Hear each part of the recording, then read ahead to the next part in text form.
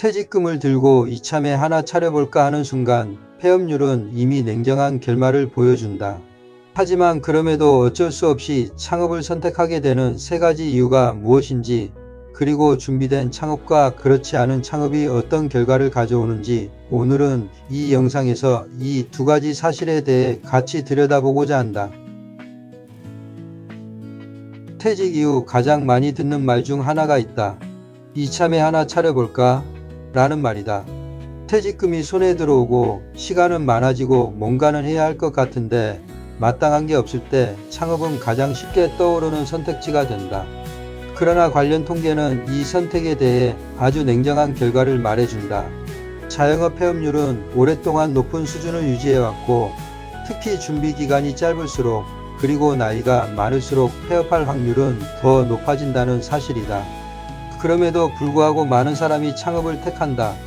이유를 들여다보면 창업 자체가 목적이라기보다 특정 문제의 대안으로 선택하는 경우가 대부분이다. 먼저 생활비가 부족해서인 경우다.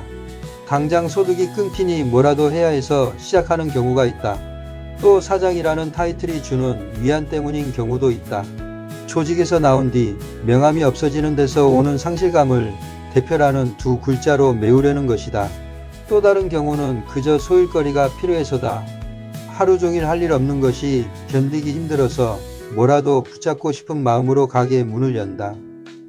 문제는 이 세 가지 이유 모두 사업의 지속 가능성과는 별 상관이 없다는 점이다. 생활비가 급해서 시작한 사업은 여유 자금 없이 버텨야 하니 작은 위기에도 쉽게 흔들린다.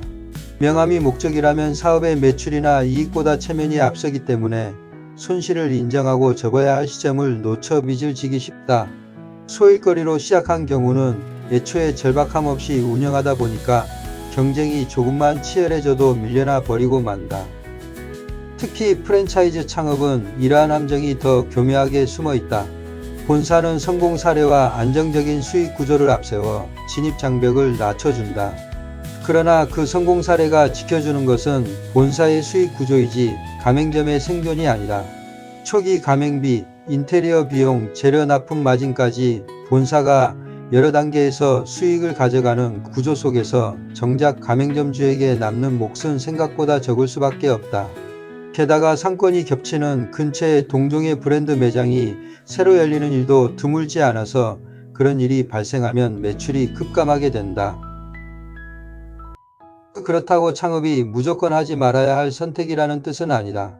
다만 준비 없이 급한 마음으로 뛰어드는 창업과 충분히 검증하고 시작하는 창업은 완전히 다른 게임이다. 하고자 하는 업종의 실제 마진 구조를 파악했는지, 최소 1년은 버틸 수 있는 자금이 있는지, 그리고 이 일이 아니어도 살아갈 방법이 있는 상태에서 시작하는지, 이 질문에 자신 있게 답할 수 없다면 지금 당장 창업하는 것보다 잠시 멈추고 다른 방법을 찾는 편이 오히려 낫다. 급하게 시작한 사업을 몇 달 만에 접고 마는 것보다는 차라리 그 시간에 소득 없더라도 버티며 제대로 된 준비를 하는 쪽이 결과적으로 더 나을 수 있는 것이다. 그러나 이러한 냉정한 판단은 감정이 앞서 있는 상태에서는 잘 서지 않는다. 퇴직 후 일에 대한 관점 변화에 대해 이전 영상이나 프리미너 홈페이지에 관련 자료들을 올려두었으니 참고해도 좋겠다. 고정 댓글에 링크를 걸어 두었으니 둘러보시기 바란다.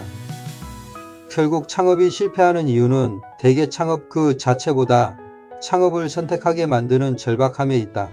그 절박함이 어디에서 오는지 먼저 제대로 들여다보지 않으면 어떤 사업을 골라도 결국 같은 결과를 반복하고 만다.